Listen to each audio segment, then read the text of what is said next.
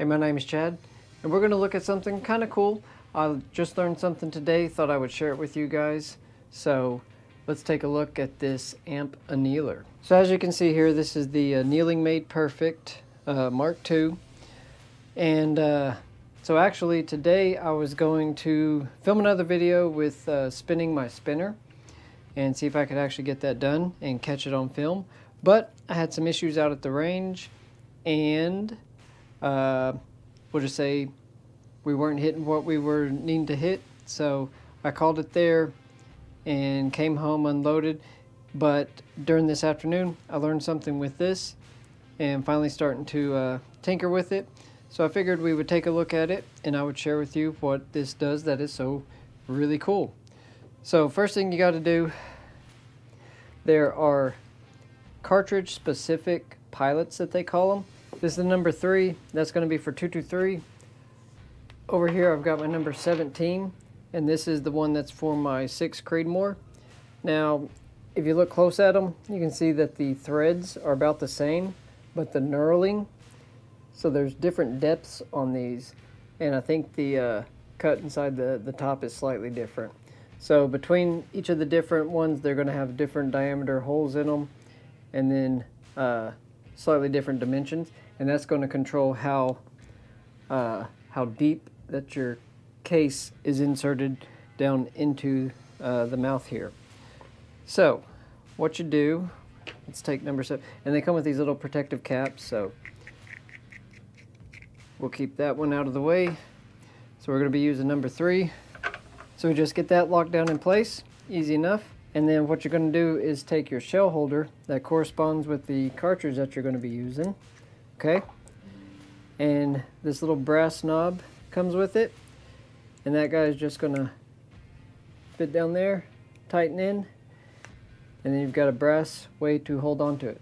So that's going to allow you to keep a hold of this, insert it in, let it do its thing, and then pull it back out and not have a super hot piece of brass that you're touching. Okay, so I've got this pan over here, and that is going to be where I'm going to drop the hot brass. I just want to show today how you get the how it does an automatic reading on these and gives you the suggested code to use. So just take a look here. So this is some of my 6 Creedmoor. So this is my Lapua brass. After it came out, like, it eats them up. Like, you are sacrificing a couple pieces. And this is the Hornady. It ate a hole through there. Big hole. So it gets these really, really hot. But the way I understand it is it pretty much cooks these like to a breaking point. And then from there, it gives you a code, and you write that code down, save it, and then you use it when you are annealing that particular like batch of brass. Okay, so we're starting here. We're going to go Aztec mode, yes. And then we're not going to run. We want to analyze. And then the pilot. So we have pilot number 0, 0, 3. And then there's a letter code, and you have to get that off the website. And I already took a note. This one is a 003A. On my Creedmoor, it was a 017B. So now that we got that, we take our piece of brass, drop it in, and this is going to be some IMI 556 brass. I just want to see what the differences are going to be. So we just drop it in place, analyze, and now I'll make a note here. IMI 556, and it's going to give me a 0126. Okay. Now I could use that code and go right into doing a batch, or I can go back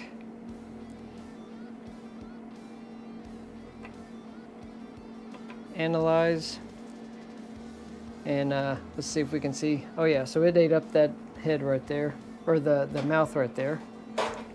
So definitely don't want to touch that. So downside of this, we got to do this each time. So 013A or 003A, brass in, analyze. So you want to do at least 2 to 3 pieces. See, that one gives 1, 2, 8.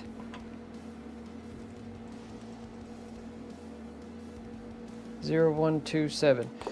Okay, so we have 3 pieces of brass, same brand, same type, and it's giving me a 126, 128, 127.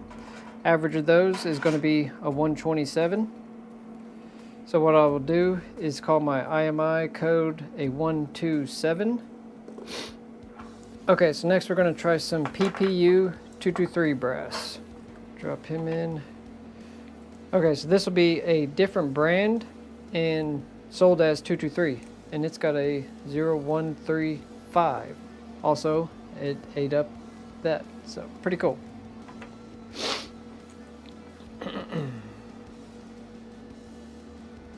0136.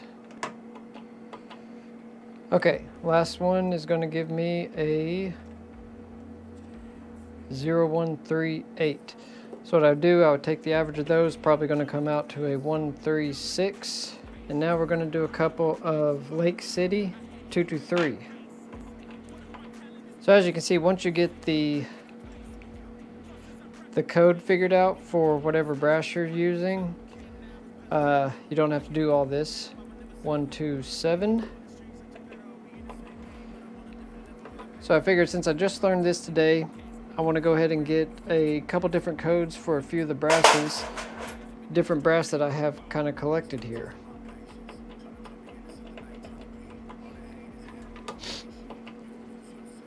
Next thing I gotta do is get this guy all set up, run with a case feeder, and then it's going to do all of the function parts automatically. So I'll be able to just leave these running, and it'll go ahead and anneal a whole batch of brass for me. And boom. 0125. So the Lake City I'm going to call a 0126 average.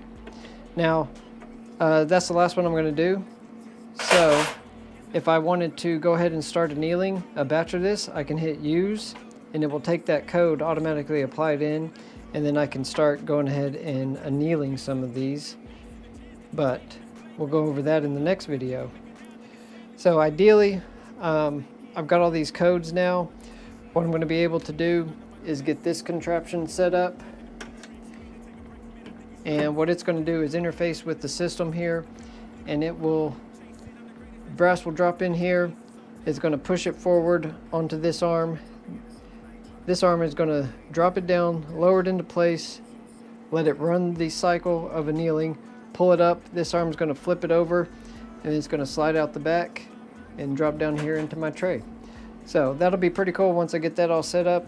That's my big winter project, so stay tuned. That'll be coming soon. So that's how you set up the Aztec system on an amp annealer. Just take your brass, run through with the correct pilot code, which you get off of the amp website, and then you run through, destroy at least 2, maybe 3 pieces of brass, and like I showed earlier, it will legitimately destroy these. So you have to sacrifice at least a couple for each batch of brass you're doing, but once you get that code, make a note of it, and then you'll be able to reference that in the future, and then start getting much longer life out of every bit of brass that you use. So sorry for the mix-up on the video situation. I was really hoping to spin my spinner today. I had to switch to a different batch number of the ammo that I'm using for the match I have coming up on Sunday. I was completely missing my target at 350 yards. So now I'm in a kind of a time crunch. I've got to get out of work hopefully close to on time on Saturday, run out to my range, re-zero, and hopefully get all of my Kestrel data figured out with speeds and everything for the temperatures that we're going to have. So fingers crossed I get that all pulled off, because I got a match on Sunday and I really want to go and at least get hits on target since I've been practicing so much since the first one. So if you want to see how I do, stay tuned. I will be taking my camera, setting it up, and getting at least a couple of the stages. But I really hope you like learning something new. I just had a friend come over and we did a bunch of his cases today. So I went ahead and went through the process and learned how to do this. Figured I would share it with you guys. It's a really cool thing. Once you get it done, it's turns a tedious process into a semi-automatic one. It goes really fast. Like this thing will anneal brass in average was about 2.5 seconds on the brass he was doing. So really cool tool. I will be having more videos on it in the future, so I'd appreciate it if you would subscribe and see what else I do with this. We'll get the AntMate set up, get it all running, make it look really awesome, and I will share it with all of you guys. So I'd really appreciate it if you would like this video, subscribe, come along with me as I get into all of this new stuff and share it with all of you guys. I really appreciate every single one of you. I'm shooting for trying to hit 1,000 subscribers by November 7th. That's my goal. I need about 250 more. So I hope you guys share it with some friends. Help me get to that point, and we'll see if we can make this goal. If not, we'll just keep going.